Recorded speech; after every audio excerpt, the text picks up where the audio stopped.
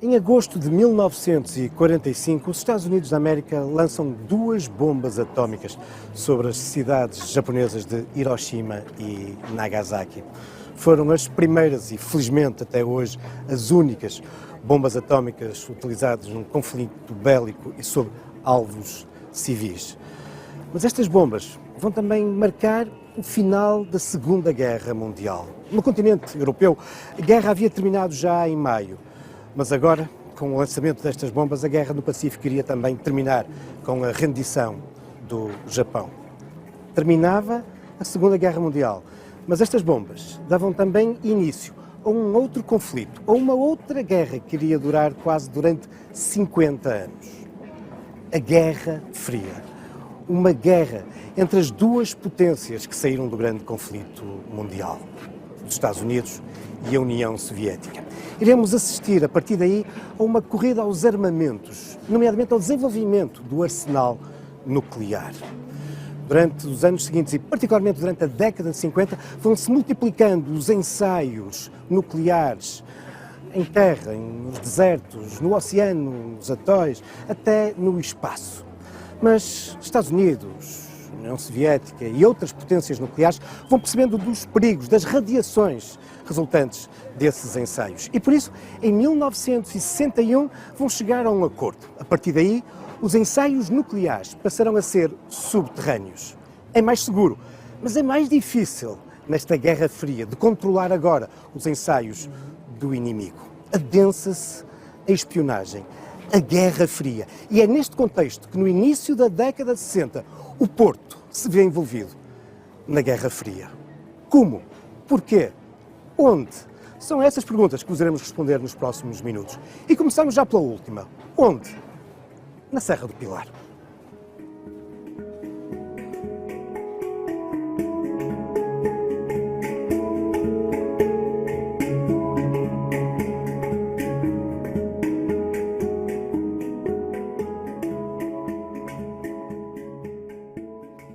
Designado na Idade Média como o Morro de Quebrantões ou de São Nicolau, a Serra do Pilar é um local estratégico. Reparem que, desde este lugar até à foz do Rio Douro e muitos quilómetros para montante, as margens não voltam a aproximar-se tanto.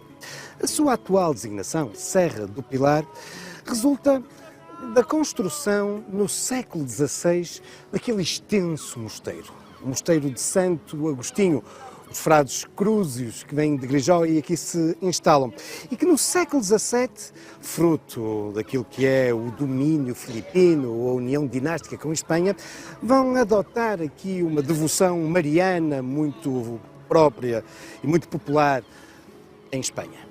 A devoção a Nuestra Senhora del Pilar. E por isso a Nossa Senhora do Pilar passa a ter ali lugar de destaque desde o século XVII. E é tão forte que o próprio santuário acabará por dar um nome ao morro, o Morro de Nossa Senhora do Pilar, ou apenas e só a Serra do Pilar. Mas, para lá da sua importância simbólica e religiosa, de facto, a importância estratégica foi sempre vital nomeadamente do ponto de vista militar. A Serra do Pilar foi crucial, ou pelo menos teve um papel importante, por exemplo, no início do século XIX, em 1807 e 1809, nas invasões francesas. A Serra do Pilar foi fundamental na forma como os liberais de Dom Pedro IV resistem ao cerco do Porto entre 1832 e 33. Terá de novo papel importante, por exemplo, durante a Maria da Fonte, em 1846-47.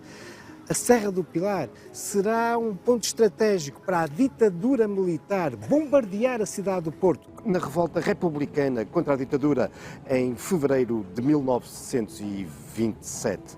Foi sempre um local estratégico, do ponto de vista militar, pelo grande domínio que tinha sobre a cidade, mas também sobre o estuário.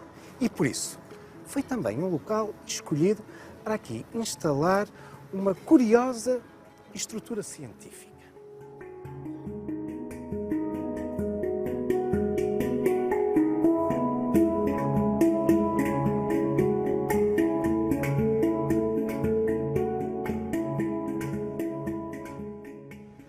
As características estratégicas, o grande domínio visual da Serra do Pilar sobre o estuário do Douro, terá outros aproveitamentos ao longo dos tempos que não exclusivamente militar, nomeadamente do ponto de vista da navegabilidade do Douro. Com efeito, daqui tem-se um enorme domínio sobre o grande rio.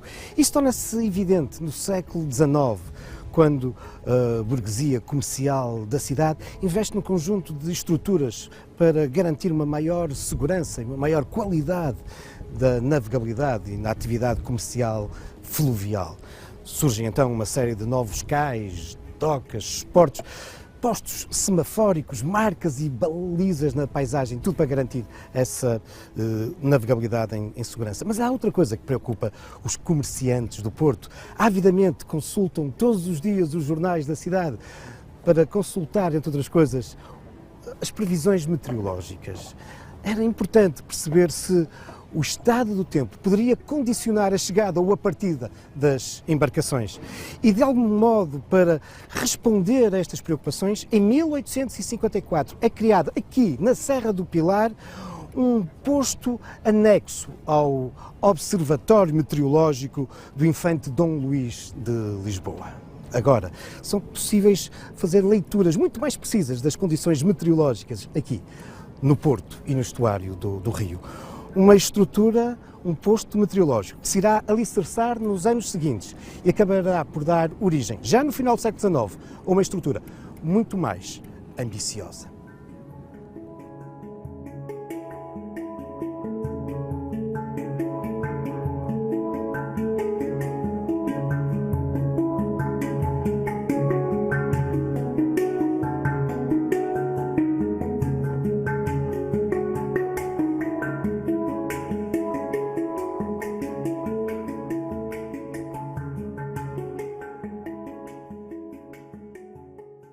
Foi com efeito em 1885 que, neste extremo da Serra do Pilar, voltado para o lado nascente, se vai desenvolver e autonomizar esse posto anexo ao Observatório de Lisboa.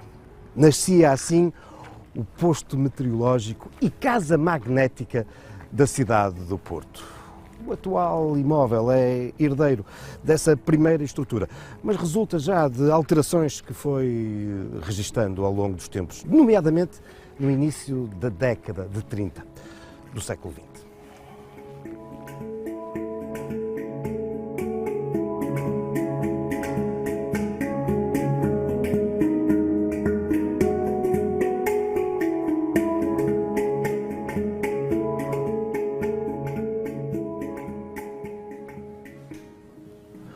O posto meteorológico e casa magnética da cidade do Porto será rebatizado pouco depois como Observatório Princesa Dona Amélia. Estamos a falar da princesa que era casada com o príncipe herdeiro, o futuro rei Dom Carlos. O primeiro diretor deste observatório será o capitão de fragata José Maria Soares Ferreira. Mas, ao fim de poucos anos, já no início do século XX, porque para lá da importância para a atividade comercial, mercantil do Porto e da região, este observatório vinha tendo também uma crescente importância científica. A Academia Politécnica do Porto acaba por englobar esta estrutura. E quando a Academia, em 1911, dá origem à Universidade do Porto, o Observatório passa a pertencer à Faculdade de Ciências. É também nessa altura, e na sequência da queda da monarquia, que, obviamente, o Observatório deixa de se designar como Princesa Dona Amélia. Em 1913, ele passa oficialmente a designar-se como o Observatório da Serra do Pilar. É, aliás, a designação popular que chega até aos nossos dias, apesar de, desde 1946, ele se ter passado a designar como Instituto Geofísico da Universidade do Porto.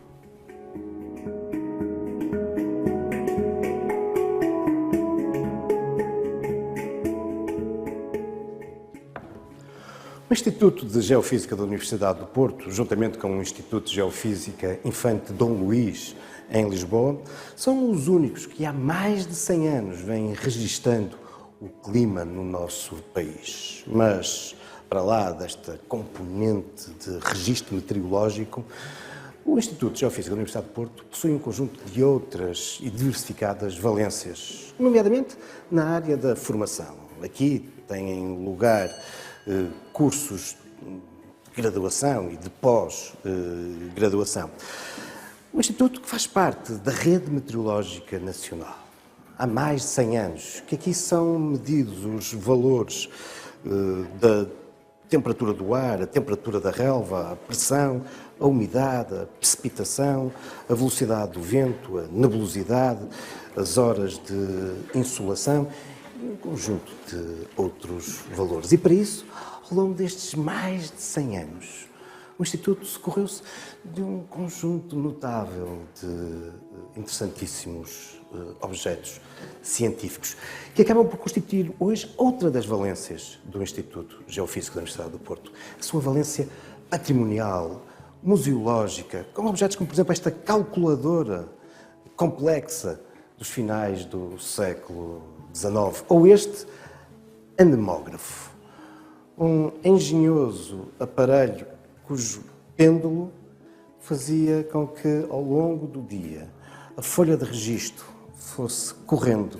permitindo, por isso, indicar a hora exata em que o vento possuía determinados registros. Ora, para obter esses dados, o aparelho estava ligado através de um veio ao topo do edifício, onde estavam instalados os instrumentos de medição.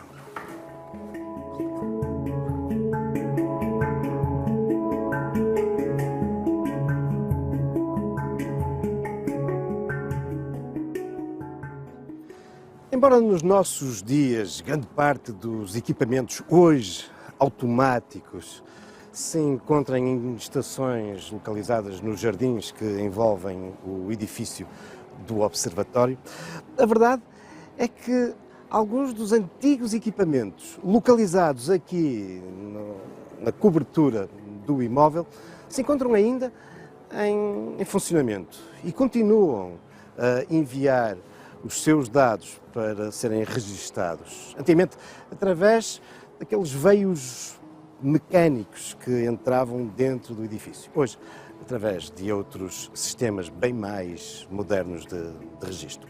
Aqui, na cobertura do observatório, onde podemos contemplar uma belíssima paisagem, afinal, demonstrando este domínio paisagístico que esteve nos finais do século XIX, na razão de ser da implantação aqui do observatório, sobre o estuário do Rio e voltado para a cidade do Porto.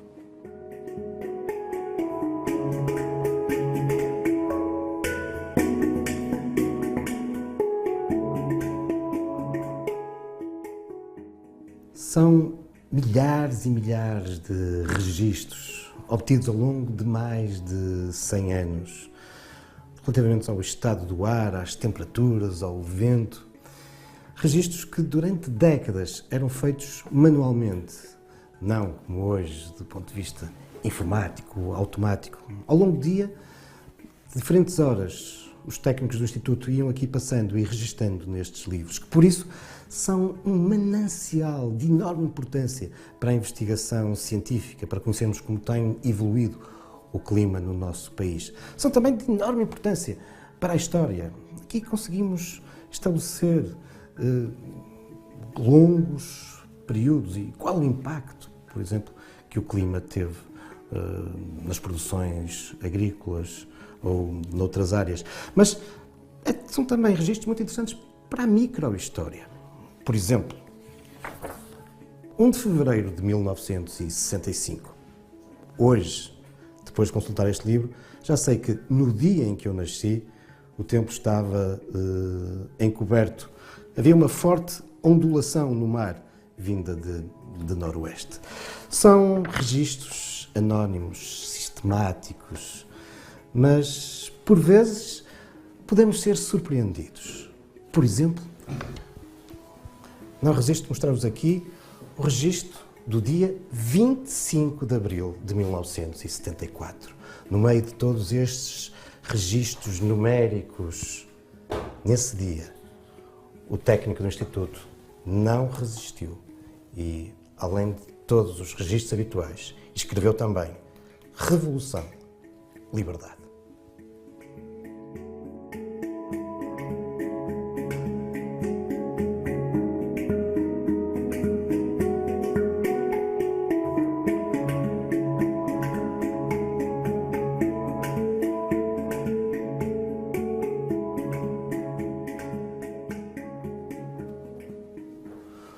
Uma outra missão do Instituto Geofísico da Universidade do Porto é a divulgação e a valorização da cultura científica. E, por isso, uma das valências deste histórico edifício é também o de abrigar exposições temporárias em torno desta temática. No momento em que nos encontramos a gravar este episódio dos Caminhos da História, está aqui patente uma exposição sobre aquilo que foi, ao longo das últimas décadas, a conquista do espaço, nomeadamente de voos tripulados. É uma coleção interessantíssima, com objetos reais. Por exemplo, placas informáticas de foguetões norte-americanos, fragmentos das coberturas do Space Shuttle, do vai-vem. Ou, por exemplo, aqui podemos observar também aquilo que são a alimentação dos cosmonautas soviéticos, dos astronautas norte-americanos. Para lá destes objetos, um grande conjunto de livros, documentos, incluindo jornais que nos vão marcando essas grandes etapas da história do homem ligada à conquista do espaço. Por exemplo, um Pravda russo que nos dá a notícia em 1961 daquele que foi o primeiro voo tripulado de Yuri Gagarin. E depois não podem faltar os jornais portugueses e mesmo os americanos, dando-nos essa notícia em 1969 de que o homem tinha chegado e estava a caminhar na Lua. Mas, durante várias décadas, esta epopeia da conquista espacial tem a ver, afinal, com a Guerra Fria. Esse confronto, essa disputa entre as duas grandes potências da segunda metade do século XX, os Estados Unidos e a União Soviética. Uma Guerra Fria que, em 1962, ia ter também como espaço, aqui, a cidade do Porto. Mais do que isso, aqui, o Observatório da Serra do Pilar.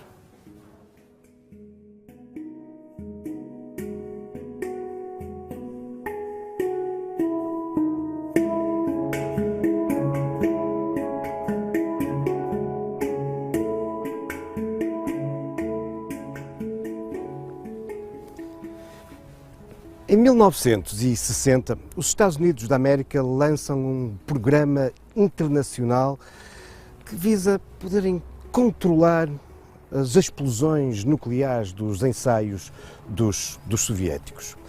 De algum modo, nesse início da década de 60, estava já no pensamento dos americanos aquilo que se irá concretizar no ano seguinte, ou seja, o acordo entre as duas potências mundiais que visava o fim das experiências nucleares à superfície, nos oceanos ou até mesmo no espaço, substituindo-as por explosões subterrâneas. Ora, estas passam a ser, obviamente, muito mais difíceis de observar, de as registar. E por isso, os Estados Unidos lançam então este programa que visa estabelecer, um pouco por todo o planeta, uma rede de estações sismográficas. É óbvio que o objetivo dos americanos não é medir os sismos naturais, mas sim perceber quando e onde e com que potência a União Soviética faz os seus testes nucleares. Ora, é neste contexto que o Instituto de Geofísica da Universidade do Porto se candidata a recolher um desses observatórios, uma dessas estações sismográficas. É curioso consultar a documentação existente ainda hoje nos arquivos da Faculdade de Ciências da Universidade do Porto, onde percebemos das negociações para estabelecer aqui na Serra do Pilar tal estrutura e até da concorrência que na altura existe com Lisboa. A opção dos americanos acabará por recair aqui, no Porto, na estação da Serra do Pilar. Aqui irá nascer um bunker que será inaugurado em 1962.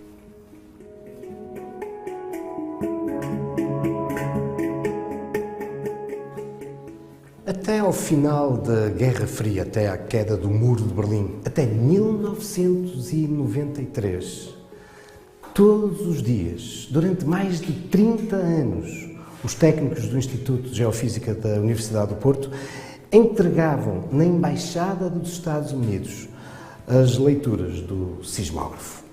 Era essa a contrapartida para o facto dos Estados Unidos terem construído este posto sismológico e terem assegurado durante essas 3 décadas todas as despesas de manutenção. A partir de 93, este espaço passou a estar exclusivamente dependente da Universidade do Porto e, no fundo, mantendo aquilo que sempre foi a preocupação dos investigadores portugueses, que obviamente não estavam concentrados nas leituras em torno das experiências nucleares, das experiências militares, mas sim em torno dos fenómenos naturais, sismológicas. Ao longo de todas estas décadas, aqui tem-se registado imensos abalos e manifestações, algumas verdadeiramente impressionantes, como o tristemente célebre terremoto dos Açores do dia 1 de janeiro de 1980.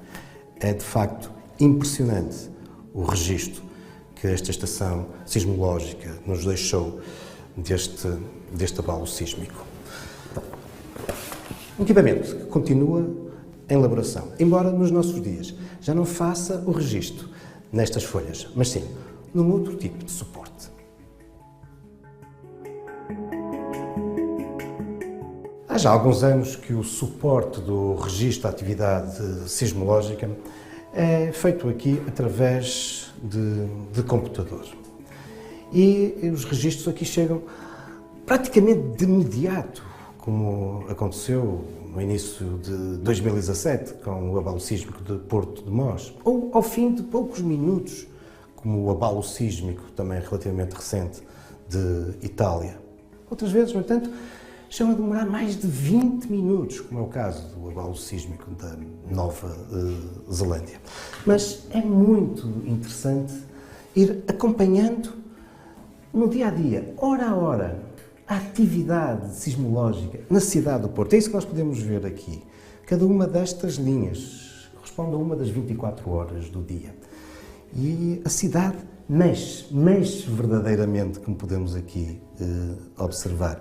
E não deixa de ser curioso que há momentos do dia em que a cidade está claramente a dormir. As linhas estão praticamente na horizontal. Por vezes há aqui uns pequenos e regulares abalos que correspondem à passagem, por exemplo, do metro ou dos autocarros nas pontes que ficam aqui perto do Observatório da Serra do Pilar. Mas a partir das 5, 6 da manhã, a cidade começa literalmente a mexer.